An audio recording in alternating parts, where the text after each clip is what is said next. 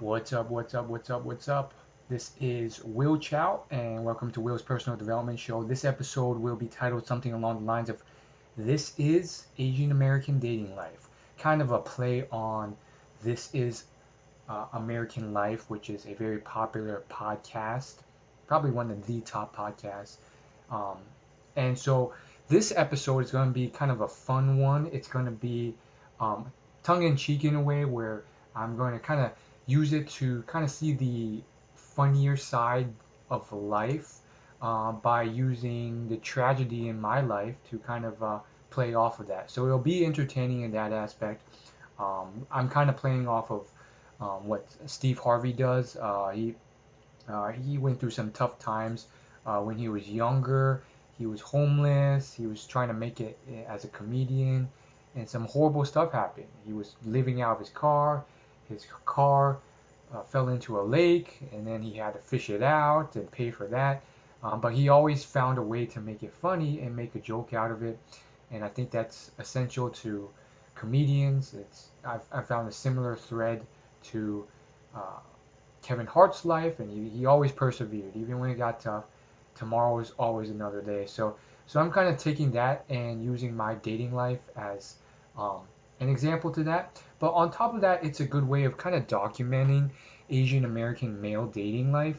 I think this is a common thread. There's millions of Asian Americans out there, and I think this is something that they can relate to.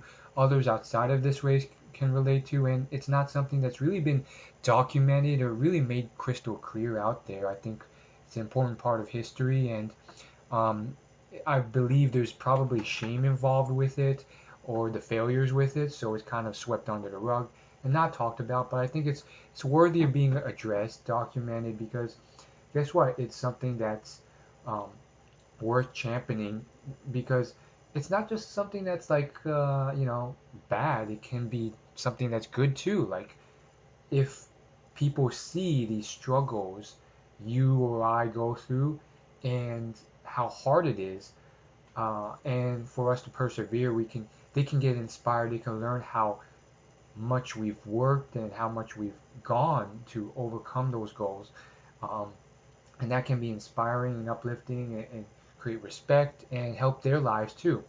So there's that. But again, this is not me complaining. This is me kind of detailing my stories. Or at the very least, I'll try not to complain about them.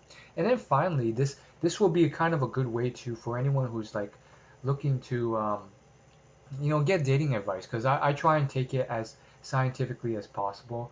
I try and take the emotions out of it, which is really hard to do. I don't always succeed, and try and just see like what works and what doesn't to kind of like improve. And that's really tough to do. I very rarely do it. I get frustration and anger, but it is something to kind of play into this all. So that's pretty much it. You might get real actionable dating advice out of it, or you may have just come here for the entertainment, the laughs, the curiosity to my own personal adventures, and you know, at the very least, I'm going to try and share with you 10 cool stories or insights from all the stuff that I've come across. So that's the intro. Let's just dive straight into it from here. Hopefully, you'll learn some things, and let's just get to it. So probably the first big tragedy is that uh, I get unsolicited dating advice, and it just happens. I think it doesn't happen super often, but people just kind of pick it up, and people want to give their advice. The unfortunate part about it is that dating is such a uh, complex and more profound thing than people realize, and they'll often give like generic advice that they think I've never heard before, but it's like quite obvious and I've already tried. And what you find is that like theory doesn't like kind of work with practice. So like it's interesting like whether it's my parents or someone else who kind of like susses it out because they see my frustration on some level. um, I'll occasionally on a blue moon get advice, and it's like you just got to go out there and meet people. You got to put yourself outside your comfort zone, and that's something that I've done. It's obvious. Like, yeah, you have to go out and do it. And it was tough. It was like really tough. It took me years and years. I remember almost breaking down crying once because I thought like, I lived in this like small town, and like the only way I could like approach girls or meet anyone was um, like if I went and just went up to strangers and talked to them and quote unquote tried to pick up girls because there's really no other activities in the town. And I remember like breaking down and almost crying because uh, I spent hours and hours and days and weeks, and I couldn't work up the courage to do it. I was so shy and nervous then. And then finally, I screamed to myself. I was like, "You just got to talk to a girl. You don't have to like ask her out and ask for a number. Just like talk to her, engage in conversation." And that was a defining moment. I did it. I did it, and I just had some random conversation to this girl on college campus about like the weather or something. And then I went home and posted about it in a forum and told my whole story about how I was crying or almost crying, and like there's so much emotion and how it was so tough, but also so frustrating because I was already so old and had no success and etc. etc. And long story short, like some people posted on the forums like, I don't even know you and I'm proud of you. And that was like a proud moment because um, it was one of my first steps to like having the courage. But then, after a while, I realized, if I didn't do anything, I wasn't going to succeed. So then I eventually worked up the courage to start asking girls out, asking for their numbers. Um, and I've gotten a lot better at it. And to this day, I still have that fear. Sometimes it still takes me time to work up, but I'll do it. And you know, it's not a big deal now. I mean, it is, but it isn't in the sense that I can do it. Like if you want me to, if I really see a girl I'm interested in, I've done it, and I've done it many times before. Um, and unfortunately, what I learned from then is that like, okay, this courage thing is like crazy awesome, but you're still gonna get rejected. You get rejected a lot.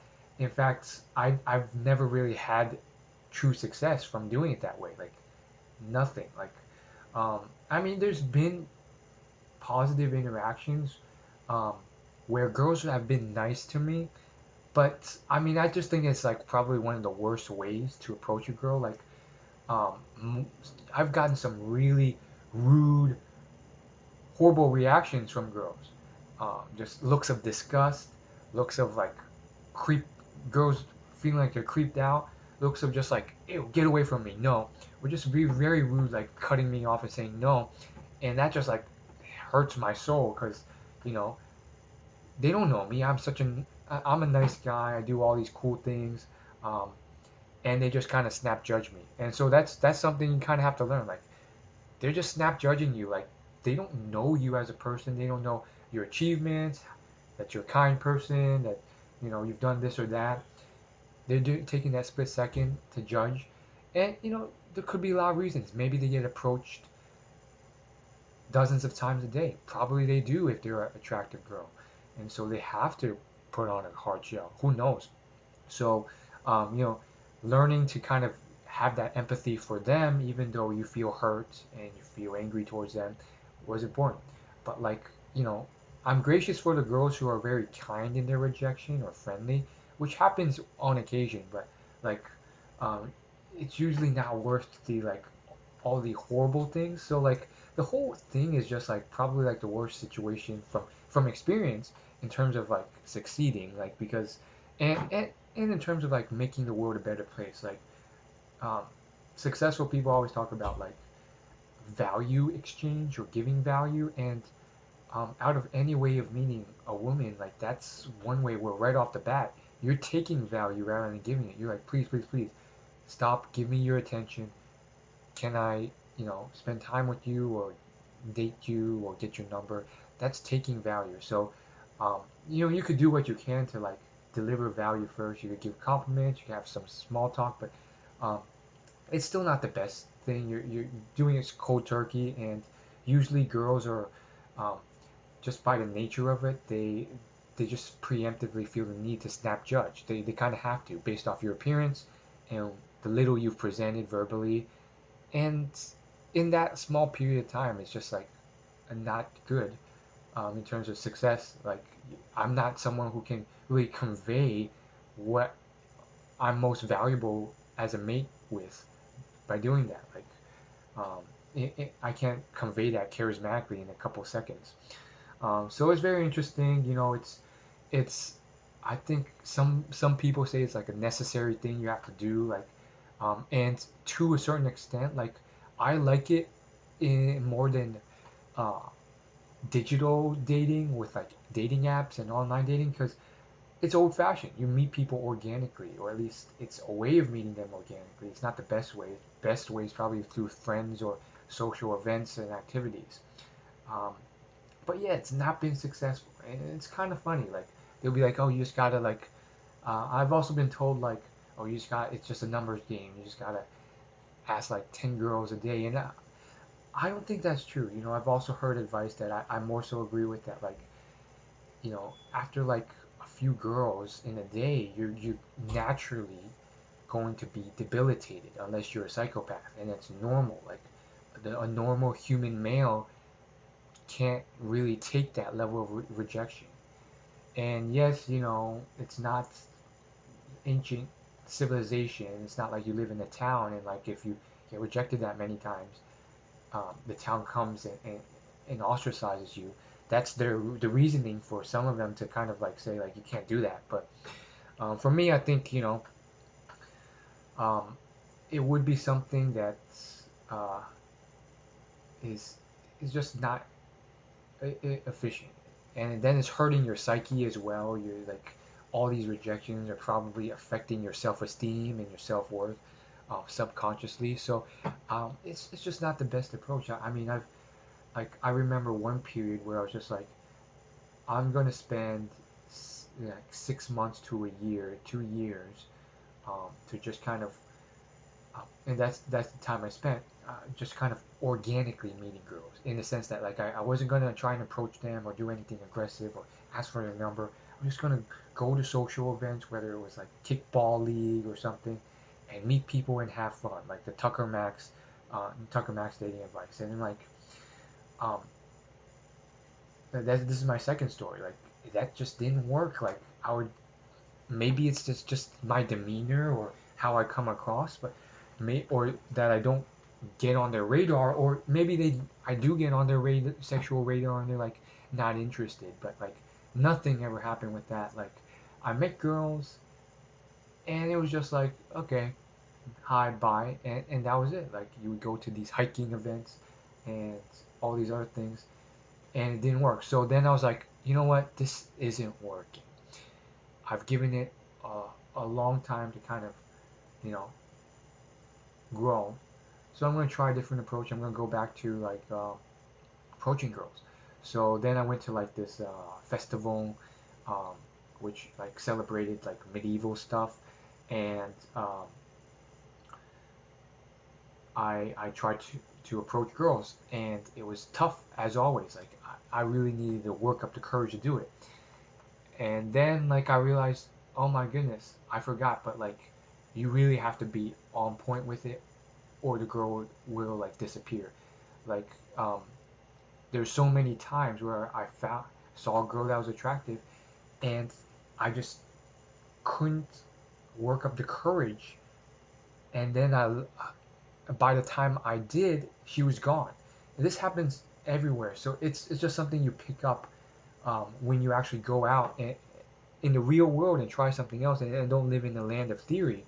And that's something that just always happens. Like if you approach a girl like at anywhere, a grocery store or at a festival, there's so many factors that can just like make her disappear, and then when you have the courage, she's gone and you've lost your chance. She could go to the bathroom. A huge crowd could come in front of you, and she could disappear. Or she can all of a sudden a bunch of people grab her, they're her friends, and they take her off, and now it's going to be awkward, and you don't want to approach her in front of a bunch of her friends um, in that way. or she goes to the bathroom, or she um, turns a corner and she disappears. Like it happens all the time. I think it's much harder than you think. Um, like it's not never that fairy tale thing where it's like, she's just there and waiting for you constantly. Like there's all these things that just kind of take her away, and that's what happened a few times. Like because there's so many people walking around, you lose sight of someone and they're gone because they're walking around too. But it's not just in like festivals this happens. Like at a gym, um, here's my third story. It's kind of funny. Um, I heard all this dating advice. I mean, if you search it on YouTube, you'll see it as well. There's a ton of dating advice from guys and girls that say, don't approach a girl at the gym when she's in the middle of a workout. It's rude. It's not useful. She's doing her thing. And so I was like, I'm going to take that advice. I'm going to be polite and wait for this one girl on her treadmill to get off, and then I'll approach her. Fast forward 1 hour, she's still on the treadmill. Who knew she was going to do this marathon 1 hour thing? Now I've wasted an hour of my time because I already got my workout in, and now I've done another whole marathon workout on the treadmill a few rows behind her because I have to get my exercise on and be productive while I wait for her to get off. And then by that time I'm like, okay, I've gone this long, I'm just going to test this out, be polite, wait for her. And guess what happens? She dips into the bathroom. The 1 second I'm not looking at her, I'm checking my phone or reading a magazine or something, and then I look and she's gone. And then I'm like, darn, I missed it. So that stuff happens. Like there's all this advice and then there's contradictory advice out there. So like when you actually like stop just taking advice from people who have never actually experienced it in the real world, and they're just like giving theory off a couch in their universe of theory, you actually kind of find the nuances to advice. And what I found is that like I take that like gym advice. Generally, it's true, but on occasion, rules can be broken. So in that case, after like 20 minutes, um, if I could have done it again, I would have been like, okay, it's been 15 to 20 minutes. This girl I really like, or I think I might like. I'm going to interrupt her. I've given her a good amount of time, and then I'll probably just like start off with like addressing the situation and being like, hey, I'm sorry, I wanted to kind of um, wait until you got off, but it seems like you're going to be here for a while. Don't want to be rude, and then start. And then I actually did test that out a couple years later when a similar situation occurred, and that worked really well. She took it really well, and she wasn't interested in me. But she said, sorry, I'm not interested. I have a boyfriend. But nonetheless, like it worked really well. She was not offended that I approached her in the middle of a workout. So that's kind of what's worked for me. I think another nuance I found is that it really depends on you as an individual. Like there's certain things that are blanket advice, but then you have to like look at yourself as an individual. So here's another story. If you guys don't know, I'm Asian American. I'm a male, and I'm fairly young. And so with that on its own, plus other factors, like certain normal advice may not work for me. Um, Usually when I go into a room, whether it's a networking event or social event, I found that like I'll just get I'll be invisible to many people. At first, that's like such a hit to my ego, but I have to see life as it is. I remember one time, like I was in a room with everyone else, and I was in visible view of this one guy for like half an hour, and then like I eventually like go up and talk to this person, and he's like, "Oh, I didn't even know you were here," and it's like, man, I was shocked. I was like, am I really that invisible? So, as I've just kind of observed myself over time, I've got kind of a knack for who I am versus how my ego thinks I am. I found that like my ego thinks I'm like much more standoutish and like more important, and people notice me. But reality is like, yeah, I'm sometimes quite invisible to most, not all people. Sometimes people will notice me from the get-go and introduce themselves to me, but um, most of the time, if I don't talk to anyone, I just stand there awkwardly alone, and everyone else will be talking to each other, and no one will come up and talk to me. Usually, like on occasion, it will happen, but usually it won't. And so, what I've kind of had to face as the truth and be humble about is that, like, I am kind of, in a way, that guy who is invisible. And it's not always a bad thing. It's just realizing that you're not the most important person in the room. You're not, you know, noticeable in that sense. And, you know, I've also found that in a way it's been helpful because I realized that that awkwardness and feeling of like isolation or feeling weird or lesser because like I'm that one guy standing alone in the room when everyone's talking. In reality, no one cares. No one even notices me, and it's not that they think I'm awkward. It's just that uh, they are too, you know, involved with whatever they care about themselves, talking to the person in front of them. So by doing that, I've kind of like seen how it is more and been less frustrated in social events and just taking more initiative to approach first. And it's not easy. Like sometimes it really is. Um, that brings me to my. Uh, oh wait, I have a fifth story. I'll tell you the fifth one, and then I'll jump back to the festival story because I didn't finish that one. So um, this happens on on quite a few occasions. Sometimes I'll be in like a fitness class, um, or or some other event. Maybe it's a yoga or Pilates class, or just something where there's classmates and there's a teacher and there's a little bit of time before the class, and that's where I kind of uh, try and engage in conversation and so forth. And like, um, you know, it happens with guys or girls. Um, one time it happened recently with a guy, and I was just like, "Hey, what's your name?" "Oh, cool. My name is Will." And then I'll, start off with a question because if I don't, and I've tested this quite a few times, if I don't, sometimes the conversation just ends there. Like I don't know what it is. Like they don't think to continue the conversation. They're just like, "Hi, hi," um, and they introduce their names. So then I'll lead off with a question like, "What brought you here? Uh, why are you doing this class?" Just trying to get the conversation going. And this one time, this person just like the body language, the responses were just kind of short. Like, "Oh, I was here for this." No even attempt to like ask me any questions. And then the eyes start roaming and looking the exact opposite direction where I am. The body language starts turning. And sometimes this hurts. It's like, is it because I'm Asian? Is that why I'm not noticed or I'm not, um, you know, considered? Um, and I just kind of have to put aside my ego or outrage and just kind of assess it objectively.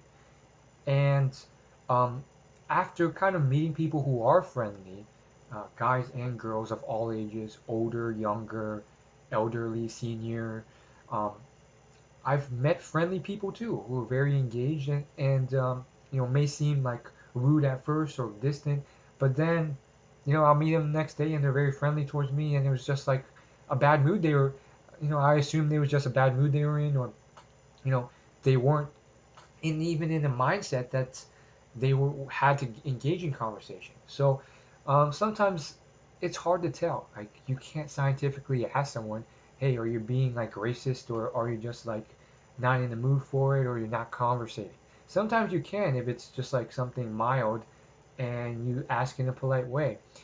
You can like sometimes you can just say like, "Hey, I'm trying to engage in a small conversation with you. Do you want to participate? If not, totally cool. Just want to, make it clear what I'm trying to do here. Um, that way, you're not being mean. You're not like forcing them to do it, but you're like making it clear what your intentions are, so they can be aware of it and follow. And that's kind of works sometimes. But long story short, I've learned that like some people, you know, for whatever reason, they may just not like you, and that's fine. That is a sign that you wouldn't have jived anyways. Maybe there's other things, subtle things that you're subconsciously picking up on, and vice versa, where you're detecting you won't jive in terms of hobbies or interests or whatever. And so it just kind of depends on a person. Like I used to kind of think, oh, it's just people just don't like me. It's because I'm skinny and scrawny or lower status than them or Asian. But that's not always the case because I've met people who have disproven that. People who are, um, you know, very friendly. But it is kind of funny, to see some of those people, and they're just like, I don't know if they're in another world or they just aren't in the mood to chat. Who knows? Um, but it is what it is. You're not gonna be best friends or even friends with everyone you meet. Probably not even most people or some people. Um, and so just me persevering through that and giving people the benefit of the doubt and realizing and hoping that there are kind people out there, I've run into people who are very friendly. Um, so I think that's really great. And part of it's probably possibly due to the fact that I've you know been come across less creepy. Um, I've asked girls this, and they've said it's true. Like they believe that I believe that many come across standoffish because there's always that undertone of, is this man hitting on me? And if girls get this all the time, they have to put up that shield, or that man will get the wrong ideas. So sometimes they're not really that cold when you show that you're not having any sexual intentions. And sometimes you really aren't. So you can show this without having to fake it. And that's something that can be done. The whole idea that girls and guys can't be friends is false. The only people who say that are people who are very narrow focused, usually young high school or college kids who are very hormonally driven, uh, and therefore they only think of the attractive girls in their class, and they make the conclusion that guys and girls can't be friends because of that. But in reality, there's all types of women. There's women you're not sexually attracted to or physically attracted to because they're older or they're just not your type. Um, but you jive well on a personality level, well, they're your friends. And there's plenty of these people, old women, middle-aged women, mothers, and so forth. And um, yeah, I've run into these people, and um, there's a good way of you know, improving your social skills, making female friends, and they can give you tips on, improving yourself and so forth. So back to the festival example. So this is quite tragic. I have a few stories here. So there I am, thinking, oh my goodness, I keep missing my chances. I need to pluck up the courage. I've already spent all this time here, and I still haven't, approached a girl. But I have to because that other stuff, just meeting people, was not working. So eventually, I do approach a few girls, and some of these things are embarrassing. So one girl I approached, she was manning one of the stalls at this festival. They were selling food or something, and there's like one or two other girls there. So I approach and I say, just right out of the gate, something like, I think you're really attractive, or something like that. I or I really like your hair and so forth. And she was just like, she nodded. She kind of smiled. She was like, thank you. And then, um, and this has happened more than once. Like there's certain level of awkwardness there. Like the girls just started conversing with themselves, and I was just left standing there. And I was like, I want to continue talking, or in my mind, that's what I was thinking. But they weren't giving me any chance. Maybe they were weirded out, or maybe they were just shy. It seemed more like they were just shy, and they just started conversing amongst themselves, kind of ignoring me again. And I waited for an opening to kind of continue, and it didn't happen. I stood there for a good like 15 to 25 seconds, and then I just like buckled down to my knees, felt really awkward. Um, Looked at the ground and I was like, darn, and I walked away. It was kind of awkward. So that's happened before. I remember it happening another time, a very similar situation, um, and I don't know if it's. I mean, obviously, a more charismatic man with a nice British accent would have probably been like, "I don't mean to bother you, dear, uh, but I would like to continue the conversation and not just give you a compliment. Care for some crumpets and tea?" Or probably they scratch crumpets and tea part, but he would have continued the conversation in a very suave way. Um, but yeah, that's happened before. It's quite hilarious when you think about it, like just the sheer amount of awkwardness, um, and the fact that the girls kind of make it even more difficult. Like you've put yourself out there, and they've, in a way, out of possibly their own, you know, feelings of, shyness, seemed even more standoffish to you and made it even more difficult. It happened before at a different time and place, and that time it was very similar, but um, I I waited first because they were like talking to like uh, these two girls were talking to the saleswoman at a food stall, and I waited and waited, and I was like, this is gonna take a long time because they were like debating whether to buy or not, and um, eventually I tapped one on the shoulder and I was like, hey, I want to talk to you. I'll let you. I'll wait for you to finish. And then I pointed to the saleswoman to let her finish pitching or talking. Waited another like super long time. At least it seemed long. It was probably only like 3 or 4 minutes, but that's a lot when I'm just standing there awkwardly. That's like hundreds of seconds. So then I was like thinking maybe they got the wrong idea, um, and yeah, and then I tapped them again, and I was like, "Oh, I want to talk to you," and then they were like, "Oh, I thought you were like waiting for us to finish so you could talk to the saleswoman," and I was like, "No, no, I want to talk to you." And then I said like, um, said something like, I jumped immediately into like, "Oh yeah, the last time I approached a girl like this, um, same thing kind of happened," and then I went into this whole story about it, and as soon as I finished, which it probably took longer than it should have, because like she got bored towards like the end of it, and she started like returning. Um, and like when I finished the story and I wanted to talk, she immediately went back and with the other girl started conversing with the saleswoman. I took that as a sign that they weren't interested, which is fine. But again, hilarious.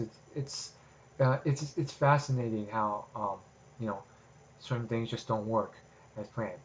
Um, so yeah, ultimately the festival thing just really didn't pay off.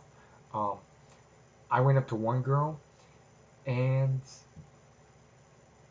she was quite attractive, blonde, and I did my spiel. I had the courage, and it was quite instant. I told her she was attractive and so forth, and almost immediately she cut me off. And she's like, "Thank you, I'm gonna go now," and left. And those are one of those like abrupt uh, rejections that kind of hurt more, where they just kind of cut you off and like return. So I just don't think it's really an effective strategy. I think you see a lot of YouTube videos of it working, but who knows like how many people they've had to approach to get that. Like it's and the amount of tough blows they had to achieve. Like the one YouTuber who counted it was like the channel whatever, and like uh, you know he's had a really tough time too. Like it took him like over 100 tries to like get a few decent like responses. So then even with these people like some of them which are more handsome and they're white and there's you know all these other things, there's, you know, there's still an uphill battle. So quite fascinating when that occurs. Um, okay, so that was story 5. Um, I guess I'll move on to story 6. Well, I'll give you another mini story in that whole festival example. Um, the only last one I remember is one time when I towards the end of it where there's this girl with blonde hair and she had a um, bouquet, like a flower band in her hair. And so it took me a long time to work up the nerve. Another thing is that like I don't like I really rarely approach women who are with other men um, because I don't want to offend them. What if that's their boyfriend? Sometimes it's not. It's just a friend. But you know, maybe that friend's trying to get with this girl too, right? You don't want to anger him and get into a fight, or if it is her boyfriend, that's gonna incite another fight, and he's gonna fight you and all this stuff. Um, so out of respect, I try not to do that, which kind of limits my options because like usually women are with other men, and if they're not, they're with other females, and I guess you can approach them with other females too. Um, but the whole thing is just very daunting to me. Anyhow, I worked up this nerve eventually to approach this one girl who was with the other friend and another female friend. And it took me a while, but I did it, and I was just like, hey, blah, blah, blah. Um, we were like your flower bouquet on your head and so forth. I want to introduce myself. My name is Will. And miraculously, I got a, you know, polite, positive response. And it's not always about the outcome. You know your self-worth inside, and you shouldn't base it off, some stranger's reaction to you. Um, so anyhow, I ended up having to follow her because she was walking really quickly. She wanted to, get to a certain event that was taking place at this festival, this medieval festival, and uh, it was awkward for me because I was walking and following her, and some people say it's not a big deal, it's not awkward, and you should own it. But I don't know. I don't completely agree with that. It's like you're basically following this girl and hounding her in a way. Even if you're trying to be very, value giving and you're trying to keep the conversation going. So she seemed very friendly and so forth, and I conversated with her for like a good deal of the walk, maybe like a minute's work of walking. But like ultimately, I was like, I felt bad for like following her for that long. You know, and I didn't ask for her number or anything. I just kind of went on my way. I said like, take care and see ya. Never saw her again. Perhaps I should have done something, but then again, like maybe not. Like um, I was kind of gauging like her behavior. She was kind of positive and friendly, but like it's hard to tell. So that was one instance where I didn't pull the trigger out of I didn't want to like impose, um, but maybe I should have. Maybe it was just, but maybe I would have gotten a good response. Maybe or even a real number, but I didn't, and that was that. That was that story, and um, I just had that strong, strong feeling like, man, I'm following her, I'm hounding her. I have a feeling that she's not into it. She's just being polite, and I don't want to like, harass her more. I'm just gonna, say goodbye and leave, and leave on a good note with the compliment, and not sour things by, trying to, you know, ask for a number or a date. Um, uh, Having said that, maybe I should have. You know, I've gone that far. Ultimately, though, it's just a bad turnout. In general, like usually when I do uh, ask for numbers, which isn't often. Like once again, I still live in a rather small area with not too many opportunities to do so. So, once in a blue moon, maybe like once a week or less, I'll have that opportunity. And when I ask or continue it usually doesn't lead anywhere. Like the numbers fake, or um, no dates come out of it, or they're not interested, or they have a boyfriend. So I just think that approaching strangers, trying to pick them up, or you know, get them coffee, although it's somewhat organic, it's not even that organic. I think even people in the past, in older times before the internet, when they did it organically, it wasn't stranger to stranger. It was by extending their social network, social events, um, and improving their social life and meeting friends of friends. And that doesn't have to be through bars or clubs. It can be through, joining a rec league, or a kickball league, or you know, a birthday party and meeting people through that, or your local, sports gym, or uh, fitness classes kind of suck. So, but that's a good story for another day. Actually, let's make that story 6. So, fitness events. This is another good one. I've also gotten advice, um, sometimes unsolicited, that the best place, or one of the great places if you want to meet a nice, fit, attractive girl, are fitness clubs like yoga classes or Pilates classes. These are usually bad places to meet women.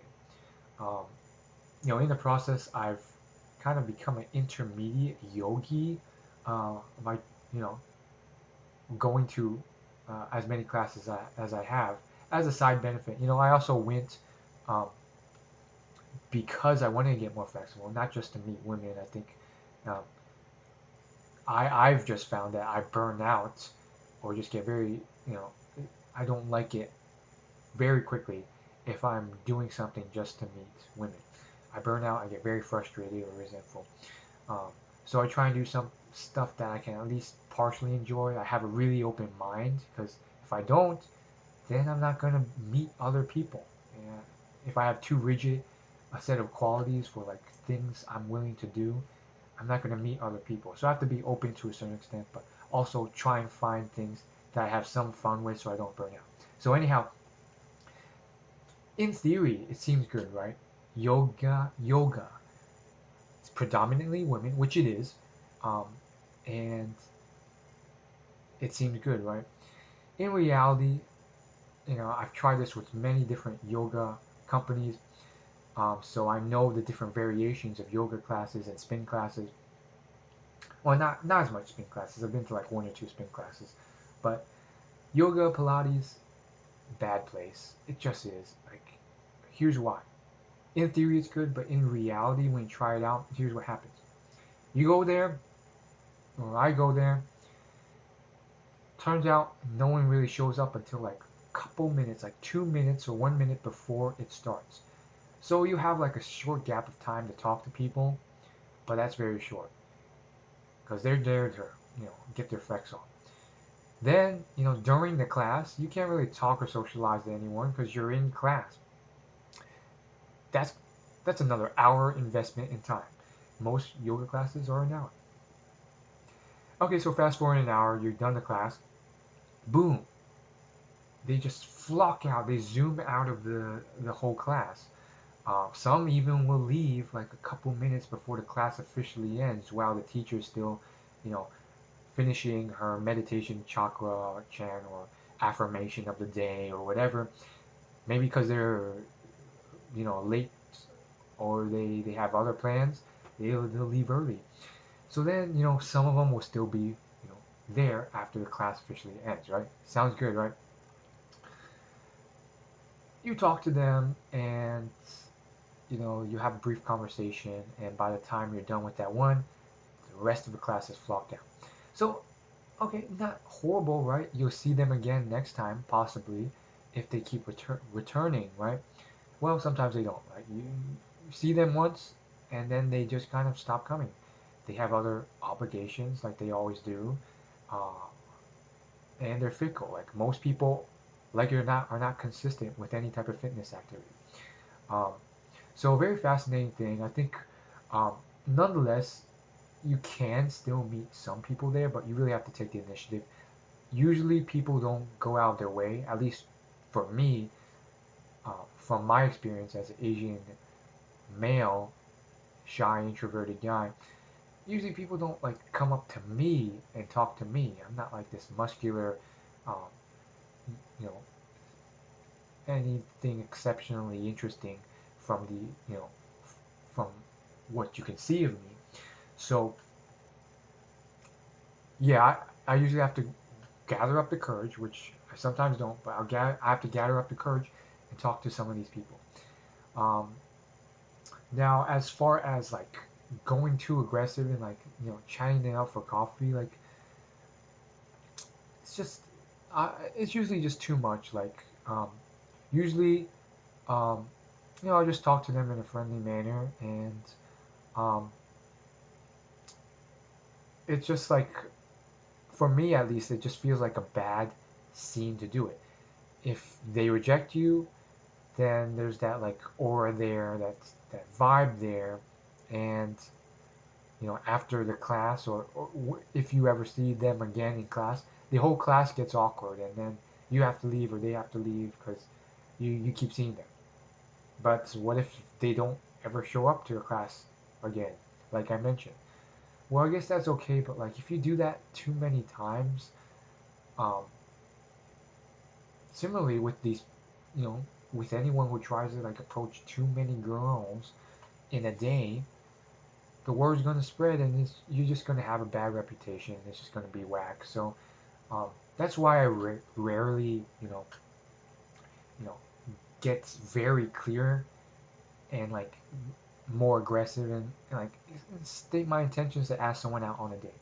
I'll usually just have like a brief, moderate conversation, have some small talk, and usually like, you know, I'm I have that theory, hypothesis, whatever you want to call it, that girls are savvy. They're savvy enough to kind of understand what you're going for, why you're introducing yourself.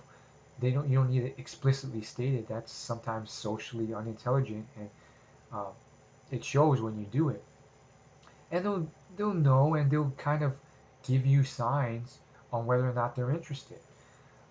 That said, sometimes it's just hard to tell. Like sometimes I was just wanting to test it out because I was just kind of sick of yoga classes leading nowhere in terms of improving my dating life. So like I guess I'll call this story number 7 of 10 that I'll share with you. Um, One time I was like, screw it. I'm going to um, actually, be more clear. But I'll do it in a polite way. I'll wait for her to be alone so no one's embarrassed or weirded out because other people overheard. So one time I caught a girl after the class. She was already on her way out. I caught up to her and I was just like, very similar type of thing. Like, hey, want to see if we can get coffee sometime and so forth. And she holds out her ring. She says, I'm married or something like that. I have a boyfriend. This was years ago. So um, I think it can work in the sense that in your heart, you're trying. Um, but you know, at the end of the day, I don't think it's the best place. It's like ultimately like you're not meeting as many women really as you could, because ultimately in terms of face-to-face communication, you may talk to one or two tops, um, but everyone else is gone by that point. So very fascinating how in theory it's so good. Like technically it seems good, right? Like the class is mainly girls, they're attractive, they're in their yoga pants.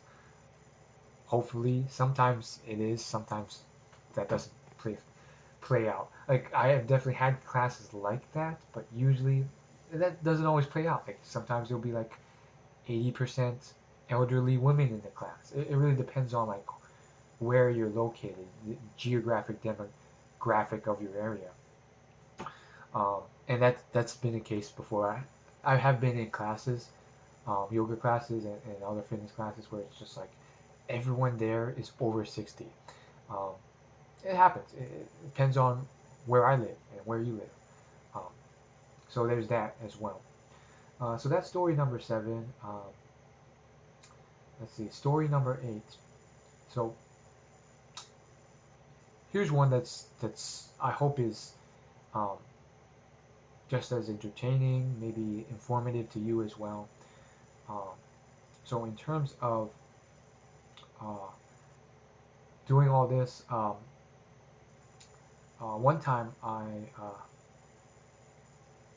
went up to a girl and chickened out. Went up to her. She seemed quite attractive from afar. This time she was Asian, and um, she was working at a store and couldn't get out the courage to ask her out or anything.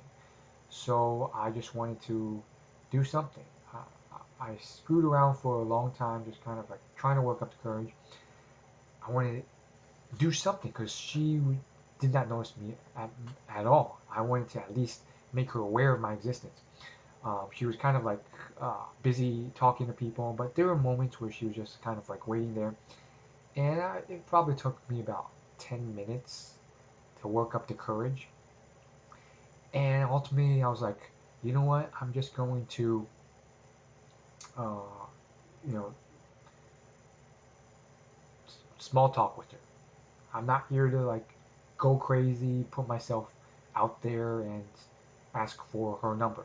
And that was really the only way I could like get myself to do this because she was relatively attractive. I wouldn't say she was like a supermodel or anything, but she was on the attractive side, like pretty above average. Um, so there I was, kind of noodling around. Um, I walked out of the store and kind of gave up, and then I was like, no, you got to try, and then went back and forth. Ultimately, I went up to her and, found her at a time when she wasn't talking to other customers, and just kind of like said some like small talk that lasted probably like 15 seconds total. Um, I may have introduced myself to her, gave her my name, and just kind of like talked about like the holiday. I think a random holiday just passed, like Labor Day or something. And she was kind of friendly. She was like, yeah, yeah, yeah, and not yeah, yeah, yeah, but she kind of responded, engaged in a bit of small talk, uh, was receptive to my introduction, told me her name, and then I was like, thank you, have a nice day, and I walked away. Um, I think she was savvy enough to realize that like I was probably there not just to talk to her to kind of because she was attractive to some extent because people don't just go up to you and like introduce yourself even if it's mainly small talk, but who knows. So there I was just kind of like beating myself up um, once again and just being like, man, why didn't you ask her out or anything, or why was that all you did? And this time I didn't really beat myself up too much. Um, you know, as the years progress, you kind of just realize, hey, it's not really all your fault. Like when you do ask for the number, usually, almost always, especially if it's a stranger to stranger, it never works out. And it's not your fault. It's just like that context and what you have to offer in that moment, you know, with that split judgment, it's just very hard to succeed, especially since it's very stacked towards the women. She gets to decide, you approach her, and it doesn't put me, at least, in my best light because my best traits are usually probably demonstrated over time.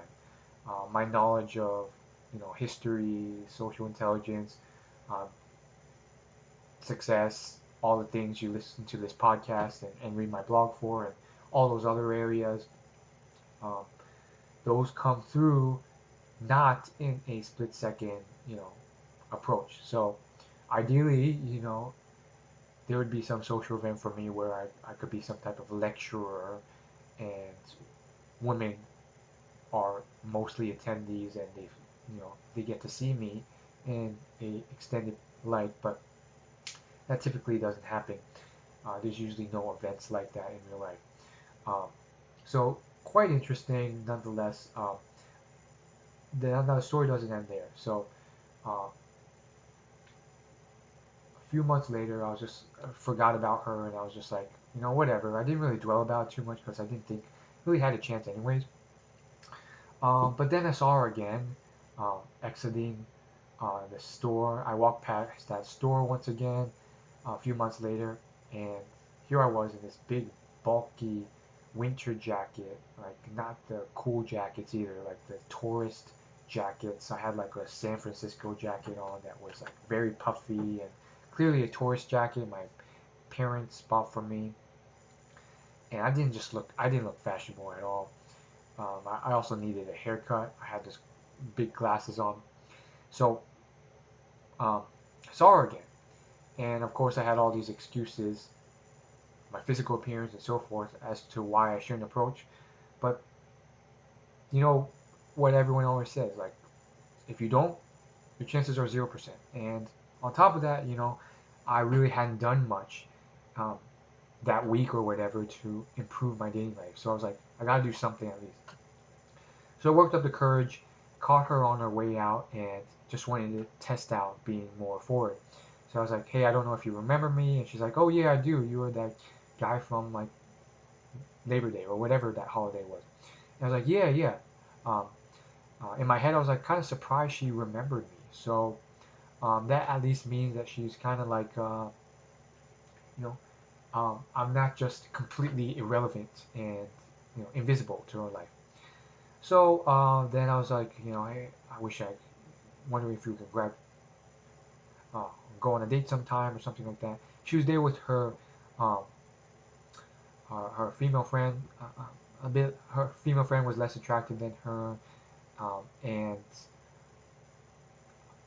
it was a bit awkward asking in front of her. But like, what could I do? Um, that was my opportunities, and I saw her again. Probably wouldn't have seen her again in many years if I didn't. So um, I asked, and she was like, "Oh, no, thank you," and she left. She was kind of friendly with it, so I didn't take it too bad. But she was just like, "Oh, no, thank you," and then she left, or something like that. Maybe she was just like, "No," and she left. Um, for a situation like this, I think it's probably kind of hilarious because here I am, completely like out of my element in terms of presenting myself in the best light. I was in a rush. I wasn't there to like walk a fashion shoot. I was there to get in and out. I think I was there to get some food actually, and therefore I wasn't wearing like anything cool. And I had this crazy jacket on, and yeah, it just goes to show you that you really can't have anything crappy in your wardrobe. It's better to have a minimalist, fashionable wardrobe than a bunch of clothing that doesn't fit you well and just makes you look like a dork. Um, at the same time, though, it was just like the whole context of it was just like ridiculous. It's probably one of the worst ways, but still such a viable and common way uh, to meet women, for me at least. Because it's like it almost women just naturally feel obliged to make a snap judgment on you and decide yes or no based off a split second look at your appearance and whatever comes out of your mouth. So unfortunately, it's like once again doesn't put me in the best light, and obviously it's hurts because you got those situations where you know you're an awesome guy and you have all this to offer, and because of that situation, you may not have put yourself in the best light and marketed yourself well, and they've made assumptions that are probably less than ideal because of what you wore. So, the fashion gurus will tell you, oh, see, that's a reason you should dress fashionable all the time. I think that's partially true, but also an indication that I think there's better ways of, you know, meeting women than approaching them on the street or whatever. So that was number 8, I believe, in stories. So now let's flip the script and try some other ways I've tried to meet women. So this is story number 9. I obviously started looking into more, you know, slower paced ways where I can kind of show off what I have to offer more. Um, so one of those was Toastmasters. I got, Toastmasters is a huge national organization with many chapters. It's well known for helping many people become better public speakers and communicators. So I joined this a while ago, and was kind of excited about this, but um, after a few weeks, I realized, man, everyone who goes to this is like 45 or older. And it's really cool and enterprising that I'm going to stuff like this, and I've also gone to like other stuff um, like I went to like a life insurance seminar and all this other stuff that like shows that I'm ahead of my time, like, being aware of my personal finance and so forth, which I think is going to be really good for compounding my money in the future. Um, I think it will help me um, build my retirement nest egg to a lot of money in the distant future because I'm knowledgeable about all this stuff. Most people don't believe me because they don't really understand personal finance or whatever, but um, it's funny. The whole idea that you go to these things and everyone there is like 50 years old or 40, and no one there is your age. So that's mainly the story. But I'll give you a more specific example. You probably want a real story.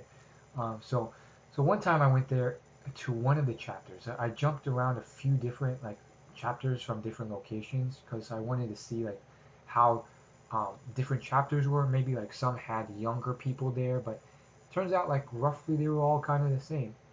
So I went to this one um, Toastmasters meeting, and like it was great. Like I had a lot of professional development there and so forth. Met a lot of people interested in self growth, which is rare, and improving themselves and investing in themselves, which is rare. Um, and um, I'm there, and I'm like, I see like one person who's like potentially my age. She seems a bit older and more mature based off how she carries herself and talks. Um, and then I was like, man, should I like conversate with her, like get to know her more? So I did a little, but on the drive back, I was like, man, I don't know if, or the drive back home, I was like, man, maybe I should have been more like specific. Maybe I should have like talked to her a bit more than the little bit of small talk I did. Um, maybe I should have been more, straightforward and asked her out on a date. Um, I'll probably see her again in 2 weeks because the meetings are bi-monthly. But I think that's too long. Maybe I should have done something. And then a couple days or weeks later, I found out she's quite a bit older than me and she's married. Um, so she has like a wedding ring and husband and all this stuff, and apparently she's like, you know, probably like 10 to 15 years older than me. So that's the funny story. Like you can't tell how old certain people are, and my attempts at you know uh, finding a venue that puts me in a better marketable light as a mate didn't work. Um, so that brings us to story number 10. I don't want to end on a sour note, and therefore I want to share a couple mini positive stories. But it's not just a entertaining thing. These final stories are also kind of informative um, from a scientific perspective because I think we also have biases in our head um, that cloud the truth. So there's confirmation bias where you're only just kind of looking for stuff that supports your belief. And I found myself with a little of that I've kind of um, unearthed and try to put try to fix and these stories will kind of explain to you. So um, at the festival I mentioned earlier, one of the earlier approaches I didn't do many approaches there because it was first I had to find someone I thought was attractive, and not all. I have standards, so not every girl that walked by was attractive. And then I wanted to find one that was like didn't seem like she was walking around with her boyfriend. I wanted to be polite, so that lowered the options too. So I didn't approach too many there. Plus, I was scared of rejection, so I chickened out. But earlier on, um, I I did approach one girl who was just kind of sitting there on her phone, and she was quite attractive. And like, I did my spiel, and she was kind of in awe about it. She was kind of from her facial expression, she was impressed, and her initial like gasp, and she started asking me questions. She was asking me questions that showed curiosity about me. She was curious. She asked where I was from, what I did, and after a few of these, I just said, "Nice meeting you," and I left. It was the strangest thing ever. Why? Why did I do this? I obviously found her attractive. She's probably one of the more attractive girls I've ever, probably, um, like a legitimately attractive girl that had a positive response. Like, those are very, very rare. Um, and yet I just kind of like cut it off there. I didn't like proceed and ask, for a date or anything, or her number or contact information.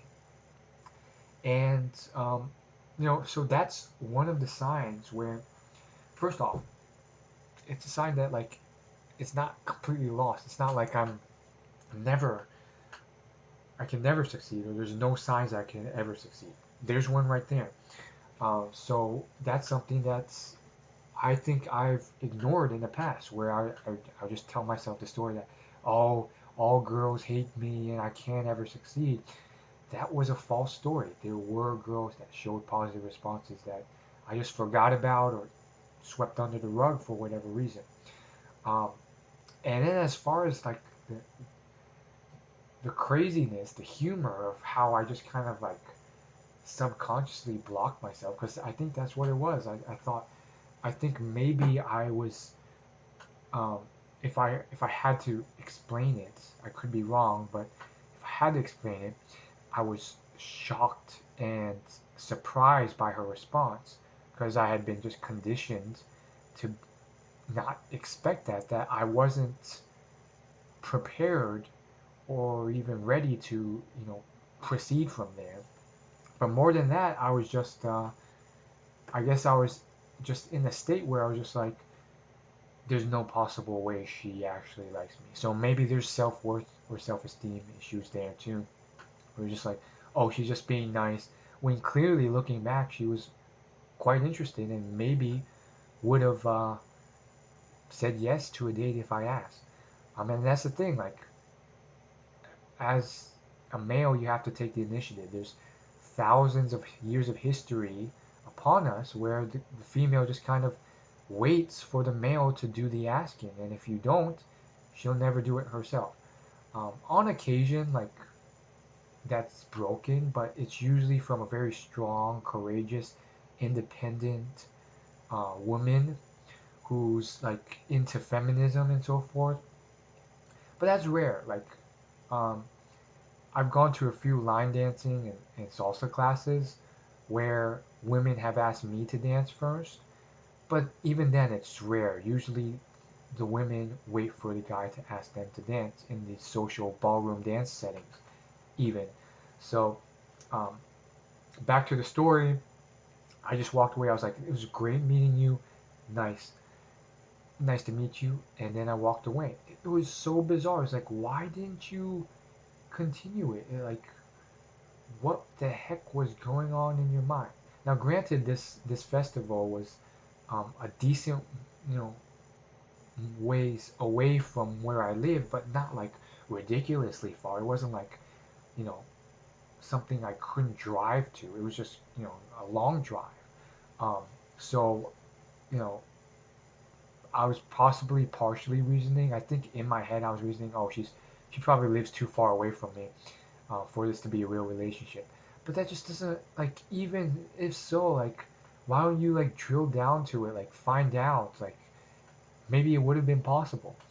So I think, chalking it up, I would chalk it up to the sad, dark humor that life has to play, where it's just like I was just so flabbergasted and shocked that I actually got a positive response that I didn't know what to do.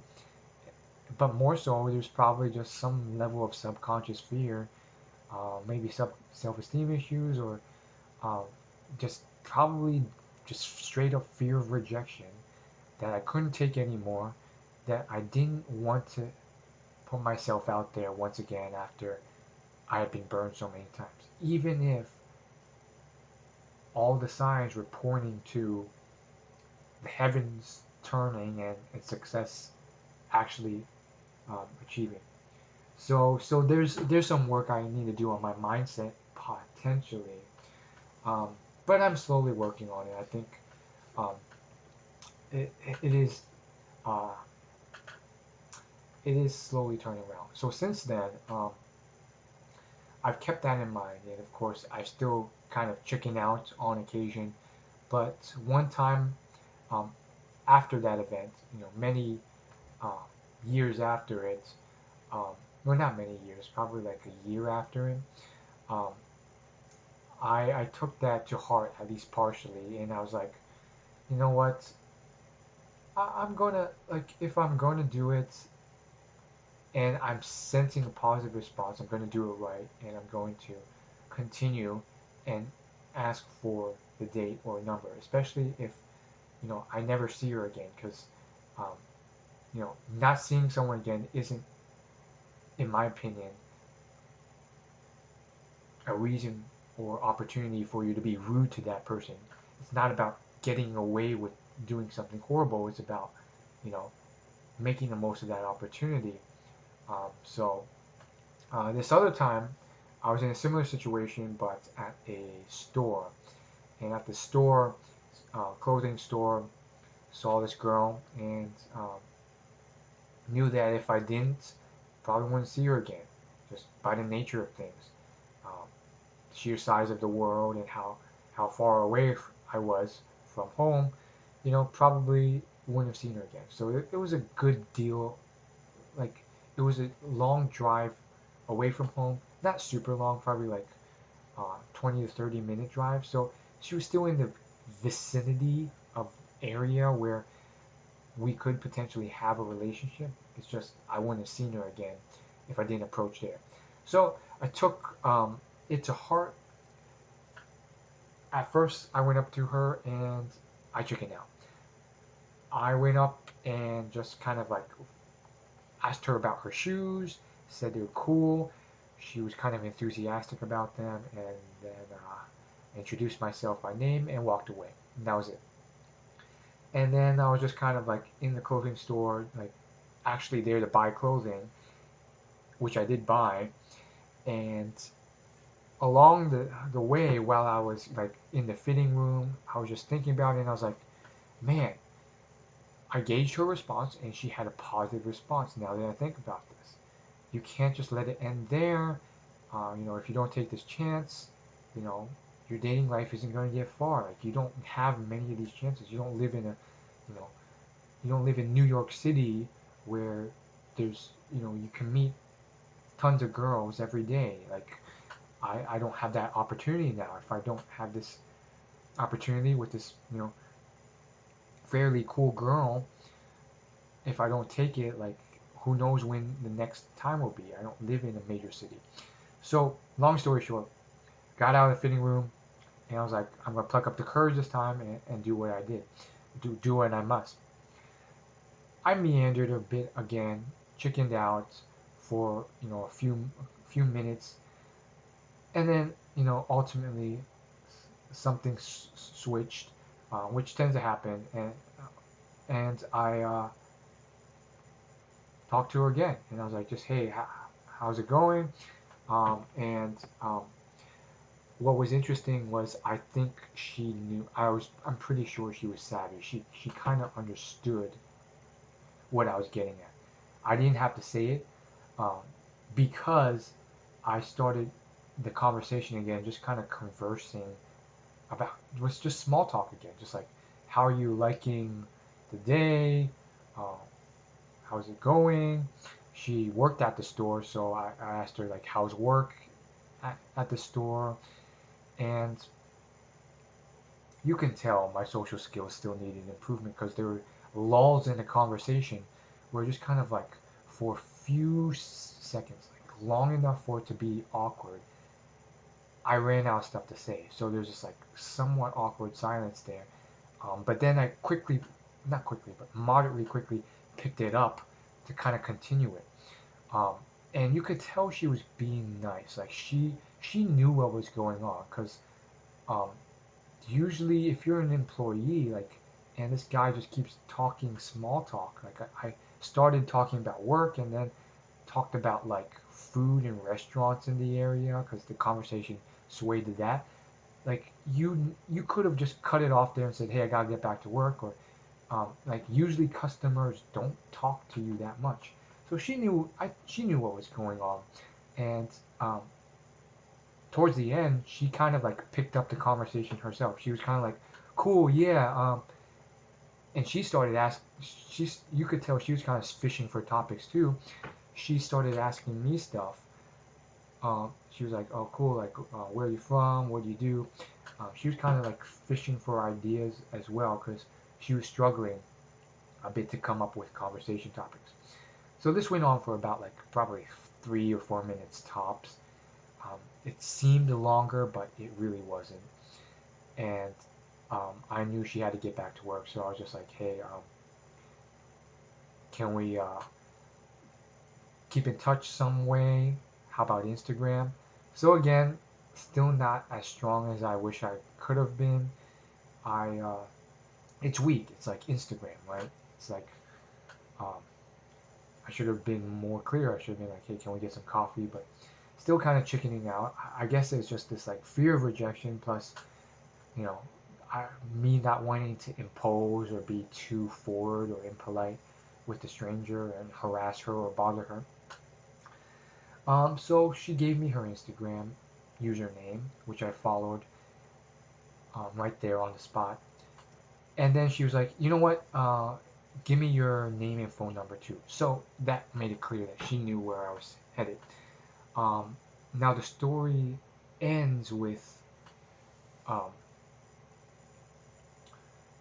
me leaving the store, and a couple weeks later, she still hadn't responded to me or texted me or anything, even though she had my number. Now that said, I DM'd her on Instagram. She didn't respond. Um, so who knows? Maybe she changed her mind. Women can be fickle in that way. Nonetheless, um, you live and learn, and unfortunately, you only have one life with a limited amount of years. So we can only get so scientific with this. I don't have a cohort of 100,000 women that I can split test and, you know, reach statistical significance. We just kind of have to work on the scientific research we do have, and do what we can to make the best in the most, scientific way to find the truth, rather than just use our feelings and gut and emotions and confirmation bias to figure out what the heck's going on in this crazy world of Asian American dating life. So those are the 10 stories. Hope you found them funny, entertaining, interesting, thought provoking, and maybe learn some lessons for your own life. I do think that there's certain nuances that just kind of depend on where you live, demographic that makes it up, and even how you are as a person.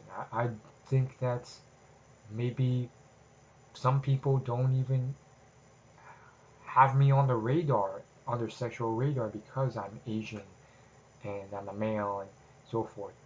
And we tend to be too timid. But on the flip side, Some people, you can see in their body language, some women, they just are not interested in you, and they immediately have already put you on their sexual radar, even though you're Asian. And they get clear that, and they make it clear they don't want you to talk to them, or they're not interested. So there's all these flip sides to it. Um, it's quite a crazy world, and I think um, more than anything, um, it's a world where I've learned that I'm going to be happy regardless. My parents, other people, um, you know, they may think that the world's going to end if um, I don't get the girl of my dreams. I think I've learned, and this gets more philosophical and profound, but regardless, I've used to beat myself up a lot and sometimes I still do. I get very depressed or angry or frustrated and unhappy because of my lack of success. And um, what I realize is that through studying the science of happiness and the research behind it is that I can be as happy as anyone on earth right now, whether or not I have the approval or validation or success with women as I want or not. And that sometimes I'm causing my own distress and displeasure. Um, and I can stop doing that. And as of now, whether or not this takes off or not, um, I can be truly happy now. And I think that's one of those surprise side benefits or twists of plot in a romantic novel or story or film that's ironically just true in my life. Um, that said, of course, I have big dreams. I think obviously I gotta kind of um, do what I can for now, but I have these big crazy dreams of living a abundant, robust, amazing dating life with women who are absolute rock stars on the inside and outside. Super beautiful, super successful, hardworking, ambitious, fun to be around, my best friend, and so forth. One can dream, can't they? Anyhow, I'll see you guys in the next video. Um, I'm never giving up. I'm going to keep improving my life, and I hope you guys keep improving yours. Um, and lighten up too. Have some fun. Make life funny. Um, Clearly, I had a lot of crazy times, a lot of ridiculous times too. Um, and seen in a good light, they can be funny. I mean, comedy is essentially tragedy plus timing. So hit that subscribe button. Uh, Reach out to me on my site, willyoulaugh.com. Um, join my email newsletter. You can reply to any email and let me know your thoughts. I read the responses. Uh, your thoughts on not don't give me dating advice, um, but love to hear your thoughts on what future content you want on these podcast episodes or any other cool positive thing you want to say. See you later.